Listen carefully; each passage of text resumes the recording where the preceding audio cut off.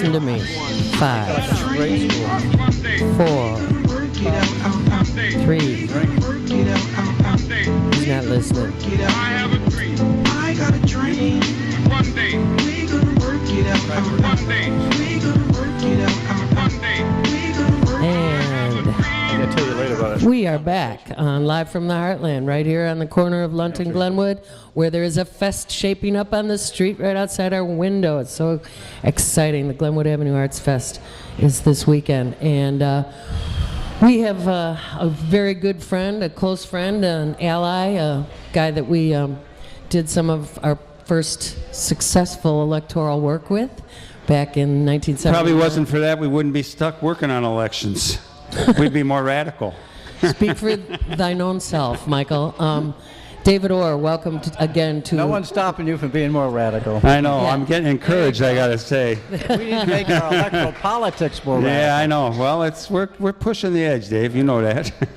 David, you've done the impossible. I don't know how you've managed to maintain a progressive thrust and mindset in your work, turning it into policy the way you have along the way, amongst in the den of iniquity where you dwell.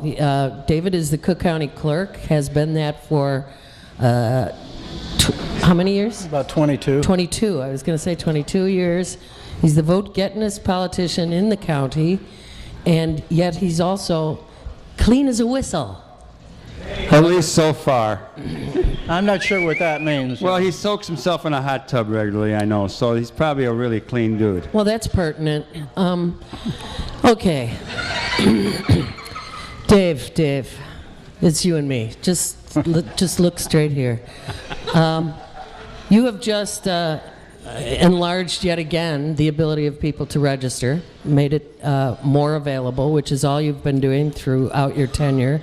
I mean, not all you've been doing, but it's related to voting rights, and that is the online voting bill that passed in Illinois, which you were a major supporter of and explainer of. What does that mean as the next step in enlarging the vote? Well, first, it's nice to be part of a state, despite our sordid history, that is trying to expand voting rights now, rather than many of our colleagues that are doing their best to prevent people from voting, and we'll get to that later. Yeah, Illinois did a good thing recently, and you got to give Governor Pat Quinn a lot of credit. He promoted this idea of online voter registration, and as much as we kind of beat up the Democrats who are in control in Springfield, they, and this is both Cullerton and Madigan and the leadership, pushed through a very good bill. And it does many things. The most significant one, starting next summer, by the time this is all by the time it's ready, anyone can register to vote online. That's really important because we know many people don't deal with paper at all anymore. Many of the young people don't quite understand what all this stuff is about if they can't go online. When California implemented that just a few months ago, they got hundreds of thousands of people in the last few months. So it will be a really good thing. We also added for us, which hopefully will take place before the March primary next year when you vote for governor and senator and all that, and county clerk, by the way. When you do vote, you can ask for your absentee ballot or mail ballot online.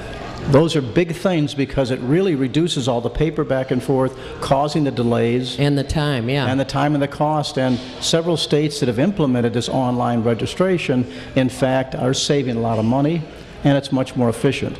So it's a good process, and it's moving toward, if we're talking about the good for a moment, it's moving toward, ideally, universal registration. Right now, as you know, the Presidential Commission that President Obama set up is having hearings around the country.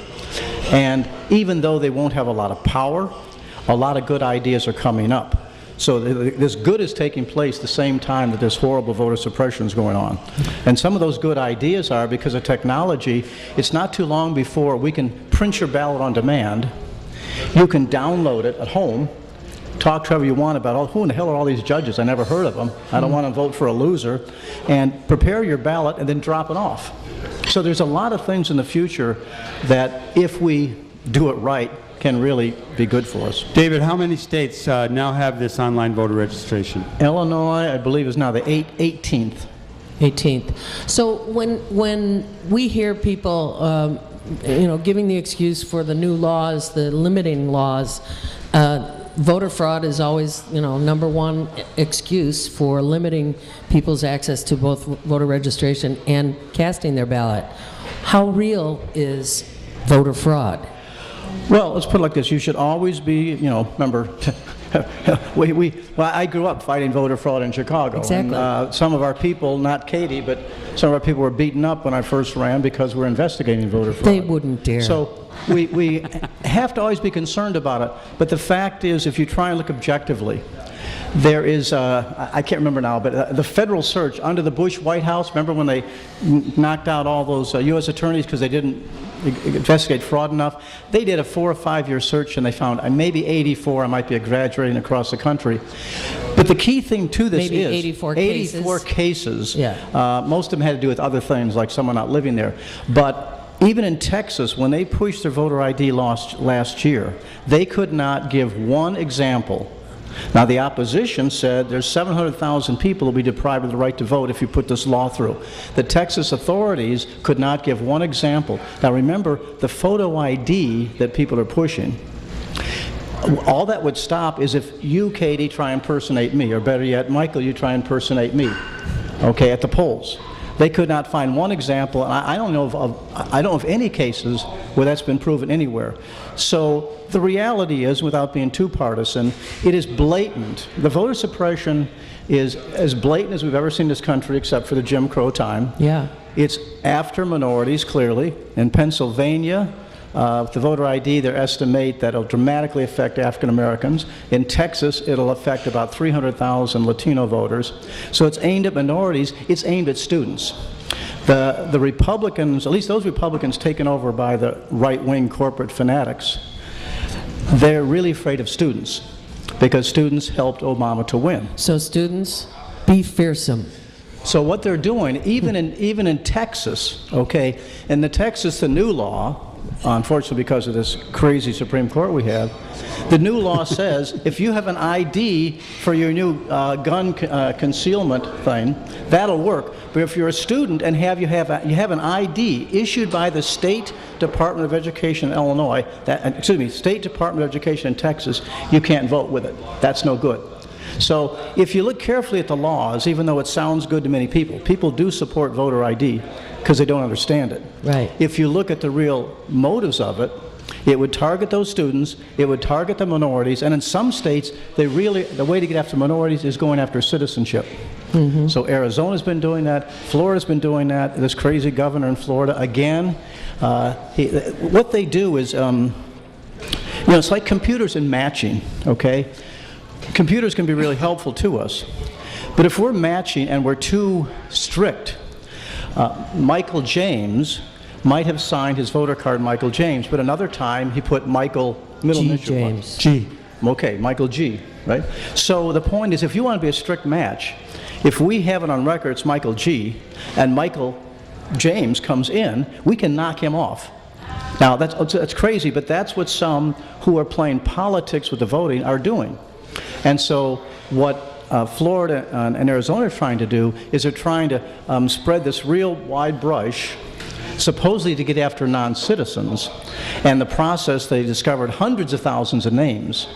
Of course, once it's challenged, you get it in court, if you get a decent judge, you realize that's all BS. I mean, the last thing non-citizens, particularly those from Mexico, want is to be on the voting rolls, yeah, because they can be deported even for accidentally registering. So that's who they're after, the students, the elderly, the minorities. And so if you look carefully, it has nothing to do with fraud, and I think it's easy to prove, but it's popular because when people talk about photo ID, well, why shouldn't you have to have it? Right. The kicker to it is, let's say that we would agree right now, there's maybe 700,000 people in Pennsylvania who have ID, who have legally voted, but they wouldn't qualify for the new ID. So if you and I were doing the law, we'd say, well, gee, that would be silly. We don't want to have all these people knocked out of voting like the nuns in Indiana who voted for. So what we'd have to do is, if we had an ID which we don't in the voter ID, we'd say, oh, well, let's have it 6 or 7 years to implement. Let's demand that everybody has a right to get a free one. Right. It has to have easy access. You've got to travel 200 miles to get it in Texas, okay? Because they don't have county seats in a lot of the state. Because Texas is so cool. If you did all those things to make it fair, it wouldn't be so grievous, but to prove the partisanship of it, you can see that's what they're not doing. And so in Pennsylvania, the court struck it down last year. It's up again now. But the court struck it down because people, among the 700,000, were trying to get it, and they were spending hours and they couldn't get it. So the myth is in how everybody should have it and how easy it is to have it, and it would stop fraud. All those are untrue. David, what's the blowback, so to speak, from the progressive forces, et cetera, to these new laws in a number of states? And I'd just like to point out a number of these states match up with also the states that people are a lot overweight. Well, it mostly matches up with those states that the Republicans have to win the presidency. Yeah. And Pennsylvania, North Carolina, New Mexico, Arizona, Florida, Texas, etc. But in terms of what's kind of reeling blowback us in back terms of in. either money from wealthy Democratic sources or the Democratic National Committee or actual people, some kind of movement of young people, old people, minorities, etc., who maybe are going to go into these states, some mechanism to help overcome the obstacles that are now being created quite rapidly, but at least more in advance of the next election than we had last time. Well, the good news, if there is, the good news is there are a lot of groups like that. Now, in the past election, what a lot of the reformers don't understand is that Obama could withstand all that voter suppression, partly because we won in some court cases and it delayed Texas, North Carolina, Pennsylvania, etc. But that was because he was running against a very weak opponent, et cetera, et cetera. But in coming up in the next year, when you have lower people voting in the off years, and some of these new laws taking effect, it could be worse. So there are political forces. There's lots of wonderful, if people want to know more about this, look up DEMOS, D-E-M-O-S. The American Civil Liberties Union are doing a great job. Here in Illinois, we have all these wonderful organizations, Project Vote, Still Rock the Vote. So they're all involved in this, and what they're trying to do, if they have to, they first want to fight the laws legally. Then, of course, they want to alert people. So if, in fact, there are 10,000 students in the state of North Carolina that could be disenfranchised, to reach those people and try and do like the campaigns last year tried to do is, hey, no one's going to, the song you had playing, no one's going to keep me down. So, but it takes so much organizing and money. Yeah. So I'm all for that, but at some point we have to make it clear the Supreme Court of this country is in favor of voter suppression. We need to take the gloves off and realize, even though we can, if we want to honor our Supreme Court, do whatever you want. But the people in there right now, particularly the majority, are ridiculously reactionary, right-wing people that don't belong anywhere in government. Where's the Tea Party? Amen to that. Where would the Amen to that.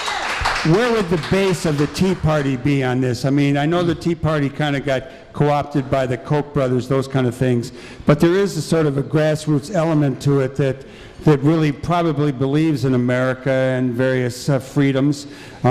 Is there any schism within the ranks of the conservatives around this issue? The difficulty, I can't answer that really, because the politicians tend to get all the play. And the politicians are shrewd enough to know.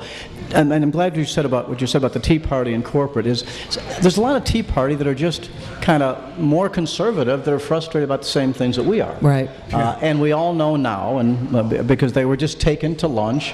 You saw some of those great interviews. I forget who did it on the air, but great interviews with the leader of the Tea Party. Do you know who the Koch brothers are? No. Do you know what they do? No. After they said all these great things about how they organize this great thing in Texas. Right. And before the interview was over, they realized, wait a second, I didn't know the Koch brothers paid for the entire conference.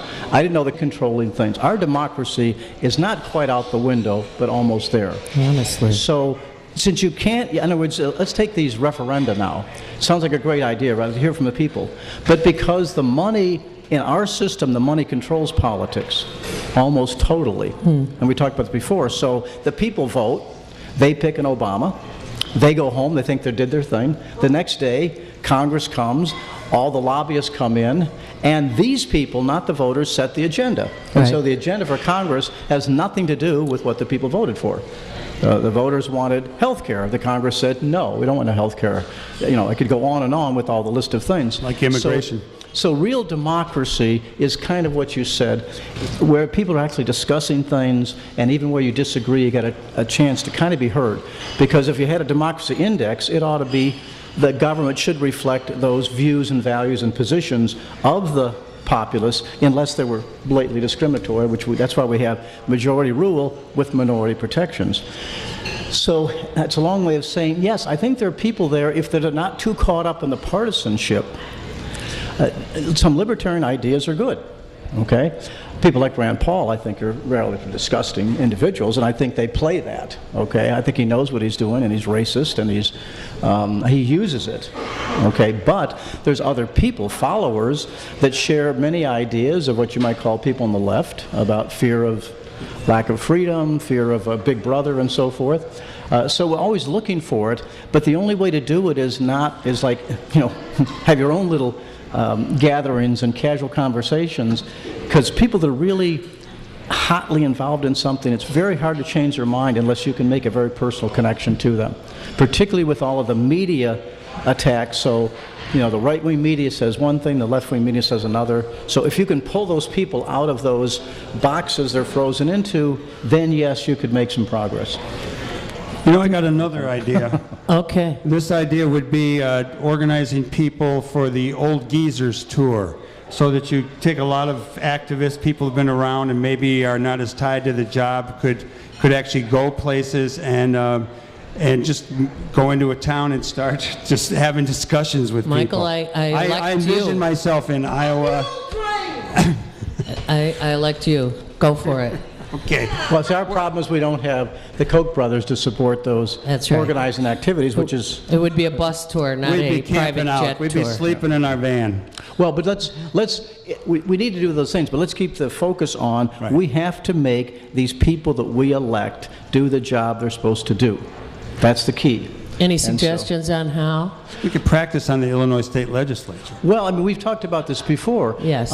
If anything, progressives are not asking for enough. Always. Okay. That's true. Okay. Well, in other words, when we're always on the defensive, oh, well, you know, we got this health care, but it's not going to work too well because they sabotaged everything in the preparation of We it. give in because we don't want the Yeah. right to rise. Right. We need to be saying right now the government should be spending large amounts of money to help the big cities, to help things. Yeah. We should be demanding that money, and the hundreds of billions that went to the banks, they should say right now all students should not pay any interest, or at best 0.1%. All students anywhere in any university in this country should pay no interest, and the bank should have to cover it because of the hundreds of billions we gave them.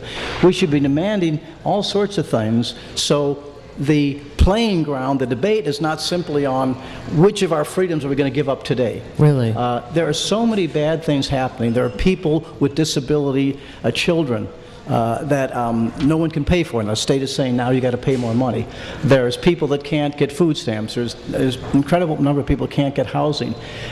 These are the invisible people. It's happening everywhere, and yet we're still battling over, well, let's take the pensions away. Take Illinois, for example. Okay? I mean, Illinois could do two things and would take care of our problems. Number one, a progressive income tax. And yet a progressive income tax in Illinois, and the vast majority of Illinoisans would not be negatively affected at Tell all. people what that means. Our current income tax is a progressive percentage. income tax would be. Our current income tax, unfortunately written into the law in the 1969 Constitutional Convention, is a tax on interest, so, I mean, a percentage. So if I make $10,000, I pay that percentage. If you make $10 million, you pay the same percentage. Okay, you pay more, but progressive means that the tax rate on you will be considerably higher. Okay, it's kind of like the federal. Remember, You mean under the way- Eisenhower. The way it was in the 50s. Yeah. Well, we haven't had other that in Illinois, states. but the way it was at the national level. Right. Okay, we're under Eisenhower. The top corporate, top individual tax was 92% at one point, and they were doing quite fine. But a progressive income tax would exempt the vast majority of Illinoisans, but it would bring in more revenue. Secondly, our sales tax. is, we keep talking about how high it is, but the problem is it's on a very relatively small number of services that tend to be declining.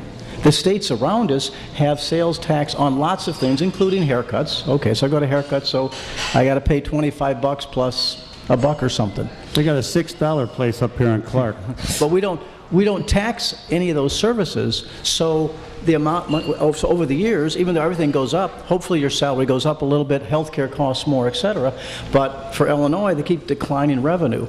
Now, of course, we all agree about the corruption, and the Chicago corruption tax is incredible, so we never forget that. But there's things that could be done if there was a political courage and if progressives were out there fighting and not let a lot of our legislators get away with acting like Republicans.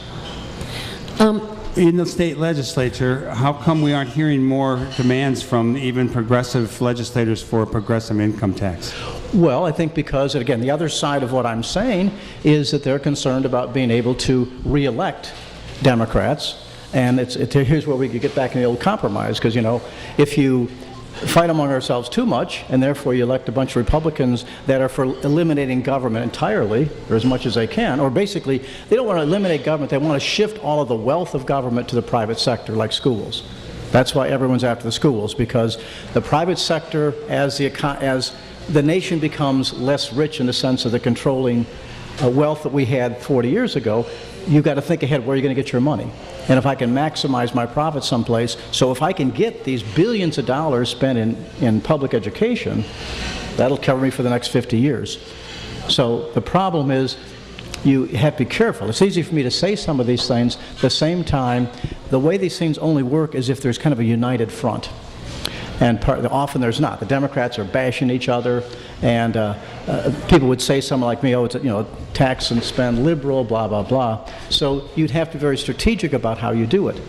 The Democrats did, remember, increase the income tax just a couple of years ago, which is a fairly risky thing to do, and they did it. Mm-hmm. So what goes against some of these ideas is the political fallout from it, and the ability, given the media is controlled generally by more conservative interests, how do you prevent yourself from being defeated if you in fact support something? And the facts would show, if you could do it and you had the money, and is that, like I say, the vast majority of Illinoisans would not be taxed more. They'd actually benefit. So, David, did you answer the question I asked at the first? How do you maintain your progressivism in the midst of where you are, which is Illinois politics, Cook County politics? Office downtown. I don't know how much of it's luck. In politics... Don't be humble. Well, no, but a lot of it is luck. In politics, it is, a lot of it's luck. No offense to President Obama. I mean, his rise with a lot of it's luck, okay? No offense taken. All of a sudden, he ran against his extremely weak opponent, and then an extremely strong opponent that might have beat him, had a sex scandal with his wife. So luck is important, not that he's not extraordinarily qualified. But the luck means that in politics, unfortunately, and increasingly so, you have to either have high name recognition or extremely wealthy. And we now know all the parties search for is millionaires or very rich people to run so they can fund themselves. And really, in my case, it goes back to that positive publicity from the weakest mayor, that I never had money, and the party will endorse me again, even though they don't particularly care about me. But it's because you have support. You have solid support. I don't know. A lot of people have support. It's more than that. It's like, how can I say it? I'm a politician. I try and be smart, not trying to always have enemies everywhere. But at the same time, I don't care. In other words, if it's the famous line that I forgot. That's what I was looking for. Some priest, who was it that came to some famous cardinal? Anyway, the point was, Father, this great religious leader, or young priest, how do we keep from being corrupted? And his answer was, decide you're going to stay a priest. The message is, if the first thing you do, which is the vast thing that 90% of all elected officials do, the second they get elected anything, dog catch or whatever, they think about the next race.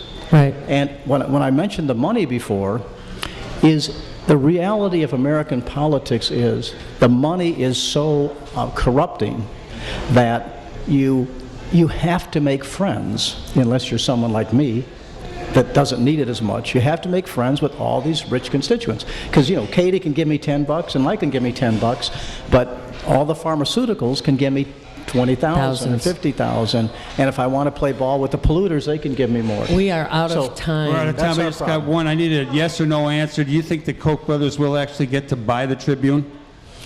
Boy, should do everything possible to make that not happen. Okay, tell them. no. Well, David Orr, thank you very much for being who you are, for continuing the fight within the walls that you do. I think you get to go back there because thousands of people recognize you do a good job. So keep on keeping on. For everyone else, join us again next week. This weekend is both Indian Fest and Pakistani Fest over on Devon Avenue and Warren Park. If you like our diversity, celebrate it with your neighbors. Come on out to the Glenwood Avenue Arts Fest and do good in the world, because the world needs all the good that you do. All power to the people. You're listening to 88.7 WLUW, Chicago Sound Alliance, broadcasting from the campus of Loyola University.